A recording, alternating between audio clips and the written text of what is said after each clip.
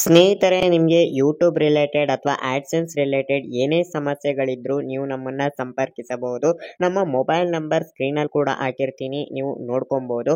ಅದೇ ರೀತಿ ಕಾಲ್ ಮಾಡುವ ಮೊದಲು ನಮಗೆ ವಾಟ್ಸಪ್ನಲ್ಲಿ ಮೆಸೇಜ್ ಮಾಡಿ ಆಮೇಲೆ ಕಾಲ್ ಮಾಡಿ. ಹಲೋ ಫ್ರೆಂಡ್ಸ್, ನಮಸ್ಕಾರ. ನಾನಿವತ್ತು ನಿಮಗೆ ತಿಳಿಸ್ಕೊಡ್ತಾ ಇರೋದು ಗೌರ್ಮೆಂಟಿಂದ ಯಾವುದೇ ರೀತಿ ಹಣವನ್ನು ಟ್ರಾನ್ಸಾಕ್ಷನ್ ಮಾಡ್ತಿತ್ತು ಅಂದರೆ ನಿಮಗೆ ಡಿ ಮುಖಾಂತರ ಇವಾಗ ಹಣವನ್ನು ಟ್ರಾನ್ಸಾಕ್ಷನ್ ಮಾಡ್ತಾ ಇದ್ದಾರೆ. ಫಾರ್ ಎಕ್ಸಾಂಪಲ್ ಹೇಳೋದಾದರೆ ಗೃಹಲಕ್ಷ್ಮಿ ಯೋಜನೆ ಆಗಿರ್ಬೋದು, ಯುವ ನಿಧಿ ಯೋಜನೆ ಆಗಿರ್ಬೋದು, ಅಥವಾ ಸ್ಕಾಲರ್ಶಿಪ್ಗಳಾಗಿರ್ಬೋದು. ಈ ರೀತಿ ನಾನಾ ರೀತಿ ಗೌರ್ಮೆಂಟಿನ ಸವಲತ್ತುಗಳದ್ದು ಏನೇನು ಸಿಗುತ್ತೆ, ಆ ಒಂದು ಪ್ರತಿಯೊಂದು ಸವಲತ್ತಿಂದು ಏನು ಅಮೌಂಟ್ ಇದೆ ಅದನ್ನು ಇವಾಗ ಡಿ ಮುಖಾಂತರ ಟ್ರಾನ್ಸ್ಫರ್ ಮಾಡ್ತಾ ಇದ್ದಾರೆ. ಈ ಒಂದು ಡಿ ಅಂದರೆ ನಿಮ್ಮ ಒಂದು ಆಧಾರ್ ಕಾರ್ಡ್ ನಂಬರ್ ಮುಖಾಂತರ ನಿಮ್ಮ ಒಂದು ಬ್ಯಾಂಕ್ ಅಕೌಂಟ್ಗೆ ದುಡ್ಡನ್ನು ಟ್ರಾನ್ಸಾಕ್ಷನ್ ಮಾಡ್ತಾ ಇದ್ದಾರೆ. ಇನ್ನು ಈ ಒಂದು ಡಿ ಸ್ಟೇಟಸ್ನ ಯಾವ ರೀತಿ ಚೆಕ್ ಮಾಡ್ಕೊಳ್ಳೋದು, ನಮಗೆ ಈ ಒಂದು ಗೃಹಲಕ್ಷ್ಮಿ ಯೋಜನೆಯಿಂದ ಎಷ್ಟು ಕಂತು ಹಣ ಬಂದಿದೆ, ಅದೇ ರೀತಿ ಸ್ಕಾಲರ್ಶಿಪ್ ಇಂದ ನಮಗೆ ಎಷ್ಟು ಅಮೌಂಟ್ ಬಂದಿದೆ, ಇದನ್ನ ಎಲ್ಲ ನಾವು ಯಾವ ರೀತಿ ಟ್ರ್ಯಾಕ್ ಮಾಡೋದು ಅಂತ ಈ ಒಂದು ವಿಡಿಯೋದಲ್ಲಿ ಕಂಪ್ಲೀಟ್ ಆಗಿ ತಿಳಿಸ್ಕೊಡ್ತಾ ಇದ್ದೀನಿ. ಈ ಒಂದು ವಿಡಿಯೋನ ಎಲ್ಲೂ ಸ್ಕಿಪ್ ಮಾಡ್ದೇನೆ ಕೊನೆ ತನಕ ನೋಡಿ. ವಿಡಿಯೋ ಶುರು ಮಾಡೋಣ. ಅದಕ್ಕೂ ಮುಂಚೆ ನೀವಿನ್ನೂ ನನ್ನ ಯೂಟ್ಯೂಬ್ ಚಾನಲ್ನ ಸಬ್ಸ್ಕ್ರೈಬ್ ಆಗಿಲ್ಲ ಅಂದರೆ ಮೇಲ್ಗಡೆ ಕಾಣ್ತಿರೋ ಬ್ಲ್ಯಾಕ್ ಕಲರ್ ಸಬ್ಸ್ಕ್ರೈಬ್ ಬಟನ್ ಮೇಲೆ ಕ್ಲಿಕ್ ಮಾಡಿ, ಹಾಗೂ ಪಕ್ಕದಲ್ಲಿ ಬರೋ ನೋಟಿಫಿಕೇಶನ್ ಮೇಲೆ ಕ್ಲಿಕ್ ಮಾಡಿ ಆಲ್ನ ಸೆಲೆಕ್ಟ್ ಮಾಡ್ಕೊಳ್ಳಿ. ನಾನು ಇದೇ ರೀತಿ ಯಾವುದೇ ಹೊಸ ವೀಡಿಯೋಸ್ಗಳನ್ನ ಅಪ್ಲೋಡ್ ಮಾಡಿದ್ರು ನಿಮಗೆ ಕೂಡಲೇ ನೋಟಿಫಿಕೇಶನ್ ಅನ್ನೋದು ಬರ್ತಾ ಇರುತ್ತೆ. ಮೊದಲನೇದಾಗಿ ವಿಡಿಯೋ ಶುರು ಮಾಡೋಣ. ಮೊದಲಿಗೆ ನೀವು ನಿಮ್ಮ ಒಂದು ಮೊಬೈಲ್ನ ಓಪನ್ ಮಾಡ್ಕೊಳ್ಳಿ. ಅದೇ ರೀತಿ ನಾನು ಕೂಡ ನನ್ನ ಒಂದು ಮೊಬೈಲ್ನ ಓಪನ್ ಮಾಡ್ಕೊತೀನಿ. ಅದೇ ರೀತಿ ನಾನು ಸ್ಕ್ರೀನ್ ರೆಕಾರ್ಡರ್ ಕೂಡ ಆನ್ ಮಾಡ್ಕೊತೀನಿ. ಇನ್ನು ಈ ಒಂದು ಸ್ಕ್ರೀನ್ ರೆಕಾರ್ಡರ್ನ ನಾನು ಇವಾಗ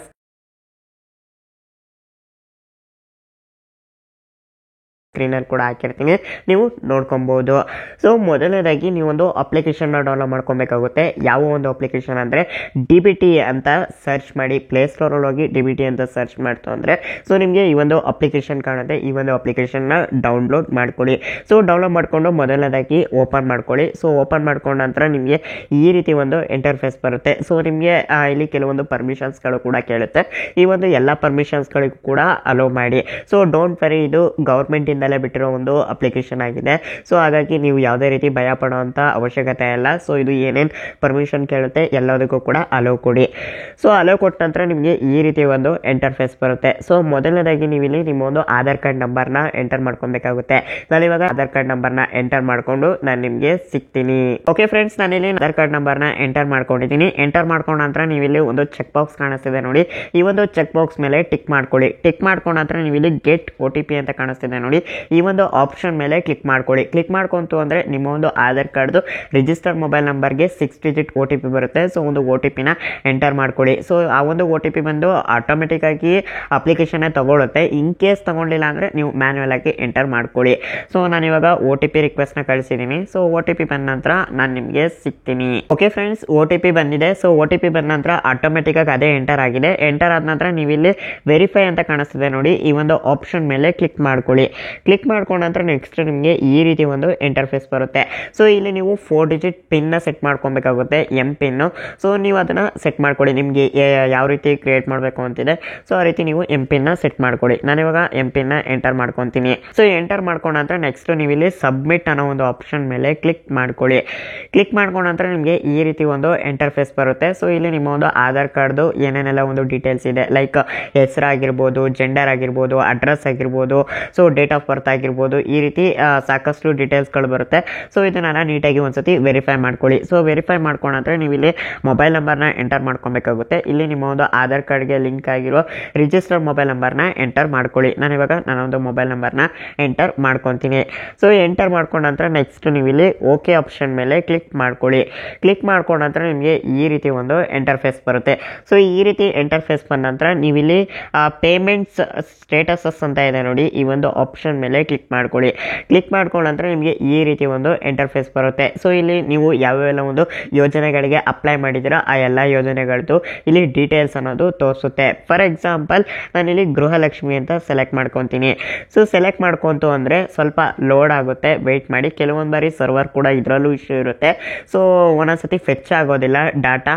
ಹಾಗಾಗಿ ಒಂದು 2-3 ಸತಿ ಪ್ರಯತ್ನ ಮಾಡಿ, ಖಂಡಿತವಾಗ್ಲೂ ತೋರಿಸುತ್ತೆ. ಇವಾಗ ಲೋಡ್ ಆಗ್ತಾ ಇದೆ, ವೆಯ್ಟ್ ಮಾಡಿ. ಓಕೆ ಫ್ರೆಂಡ್ಸ್, ಲೋಡ್ ಆದ ನಂತರ ನಿಮಗೆ ಈ ರೀತಿ ಒಂದು ಇಂಟರ್ಫೇಸ್ ಬರುತ್ತೆ. ಸೊ ಮೊದಲನೇದಾಗಿ ಬೆನಿಫಿಷರಿ ನೇಮ್ ಕೂಡ ತೋರಿಸುತ್ತೆ, ಅದೇ ರೀತಿ ಸ್ಕೀಮ್ ನೇಮ್ ಕೂಡ ತೋರಿಸುತ್ತೆ. ಅದೇ ರೀತಿ ಎಷ್ಟು DBT ಆಗಿದೆ ಅಂದರೆ ಎಷ್ಟು ಟ್ರಾನ್ಸಾಕ್ಷನ್ ಆಗಿದೆ ಈ ಒಂದು DBT ಮುಖಾಂತರ ಈ ಸ್ಕೀಮಲ್ಲಿ ಅಂತ ನಿಮಗೆ ಕಂಪ್ಲೀಟಾಗಿ ಡಾಟಾ ಅನ್ನೋದು ತೋರಿಸ್ತಾರೆ. ಸೊ ನೋಡ್ತಾ ಇರ್ಬೋದು ಎಷ್ಟು ನಮಗೆ ಈ ಒಂದು ಗೃಹಲಕ್ಷ್ಮಿ ಯೋಜನೆಯಿಂದ ಅಮೌಂಟ್ ಅನ್ನೋದು ಬಂದಿದೆ ಅಂತ. ಸೊ ಇದೇ ರೀತಿ ನೀವು ಕೂಡ ಗೃಹಲಕ್ಷ್ಮಿ ಯೋಜನೆ ಆಗಿರ್ಬೋದು, ಯುವ ನಿಧಿ ಯೋಜನೆ ಆಗಿರ್ಬೋದು, ಅಥವಾ ಬೇರೆ ಯಾವುದೇ ಒಂದು ಸ್ಕೀಮ್ಗೆ ಅಪ್ಲೈ ಮಾಡಿದ್ರು, DBT ಮುಖಾಂತರ ಬರುವಂಥ ಸ್ಕೀಮ್ಗಳಿಗೆ ಅಪ್ಲೈ ಮಾಡಿದ್ರು ನೀವು ಈ ರೀತಿ ಸ್ಟೇಟಸ್ ಅನ್ನೋದನ್ನ ಚೆಕ್ ಮಾಡ್ಕೊಬೋದು. ಅದೇ ರೀತಿ ಈ ಒಂದು ಅಪ್ಲಿಕೇಶನ್ ಅಲ್ಲಿ ಇನ್ನೂ ಒಂದು ಬೆನಿಫಿಟ್ ಕೂಡ ಇದೆ. ಏನಪ್ಪಾ ಅಂದ್ರೆ ನಿಮ್ಮ ಒಂದು ಆಧಾರ್ ಕಾರ್ಡ್ಗೆ ಬ್ಯಾಂಕ್ ಅಕೌಂಟು ಲಿಂಕ್ ಆಗಿದೆಯೋ ಇಲ್ವೋ ಅಂತ ಕೂಡ ನೀವು ಈ ಒಂದು ಅಪ್ಲಿಕೇಶನ್ ಮುಖಾಂತರ ಸ್ಟೇಟಸ್ನ ಚೆಕ್ ಮಾಡ್ಕೊಬೋದು. ಸೊ ಯಾವ ರೀತಿ ಅಂದರೆ ಇಲ್ಲಿ seeding statuses of Aadhaar in bank account ಅಂತ ಇದೆ ನೋಡಿ. ಈ ಒಂದು ಆಪ್ಷನ್ ಮೇಲೆ ಕ್ಲಿಕ್ ಮಾಡ್ಕೊಳ್ಳಿ.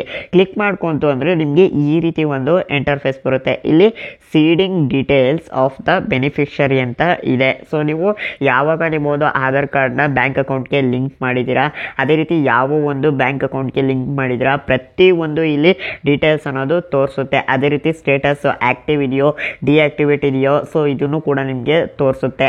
ಇನ್ ಕೇಸ್ ನಿಮ್ಗೆ ಇಲ್ಲಿ ಯಾವುದೇ ರೀತಿ ಡಾಟಾ ತೋರಿಸ್ತಿಲ್ಲ ಅಂದರೆ ಸೊ ನೀವು ಈ ಕೂಡಲೇ ನಿಮ್ಮ ಒಂದು ಬ್ಯಾಂಕ್ ಬ್ರಾಂಚ್ಗೆ ವಿಸಿಟ್ ಮಾಡಿಬಿಟ್ಟು ನಿಮ್ಮ ಒಂದು ಆಧಾರ್ ಕಾರ್ಡ್ನ ಬ್ಯಾಂಕ್ ಅಕೌಂಟ್ಗೆ ಲಿಂಕ್ ಮಾಡಬೇಕಾಗುತ್ತೆ. ಅದೇ ಈ ರೀತಿ DBT ಸ್ಟೇಟಸ್ನ ಚೆಕ್ ಮಾಡ್ಕೊಬೋದು, ವಿಸಿಟ್ ಮಾಡಿ ಕೇಳಬೇಕಾಗುತ್ತೆ. ಇನ್ನು ಈ ಒಂದು ವಿಡಿಯೋ ಇಷ್ಟ ಆಯಿತು, ಅದೇ ರೀತಿ ಒಂದು ವಿಡಿಯೋ ನಿಮಗೆ ಹೆಲ್ಪ್ ಆಯಿತು ಅಂದರೆ ಲೈಕ್ ಮಾಡಿ. ಹಾಗೆ ಈ ಒಂದು ವಿಡಿಯೋನ ನಿಮ್ಮ ಒಂದು ಫ್ರೆಂಡ್ಸ್, ಫ್ಯಾಮಿಲಿ ಮೆಂಬರ್ಸ್ಗಳ ಜೊತೆ ಸೋಷಿಯಲ್ ಮೀಡಿಯಾಗಳಲ್ಲಿ ಶೇರ್ ಮಾಡಿ. ಸೊ ಹಾಗೆ ನೀವು ಇನ್ನೂ ನನ್ನ ಯೂಟ್ಯೂಬ್ ಚಾನಲ್ನ ಸಬ್ಸ್ಕ್ರೈಬ್ ಆಗಿಲ್ಲ ಅಂದರೆ ಮೇಲ್ಗಡೆ ಕಾಣ್ತಿರೋ ಬ್ಲ್ಯಾಕ್ ಕಲರ್ ಸಬ್ಸ್ಕ್ರೈಬ್ ಬಟನ್ ಮೇಲೆ ಕ್ಲಿಕ್ ಮಾಡಿ, ಹಾಗೂ ಪಕ್ಕದಲ್ಲಿ ಬರೋ ನೋಟಿಫಿಕೇಶನ್ ಮೇಲೆ ಕ್ಲಿಕ್ ಮಾಡಿ ಆಲ್ನ ಸೆಲೆಕ್ಟ್ ಮಾಡ್ಕೊಳ್ಳಿ.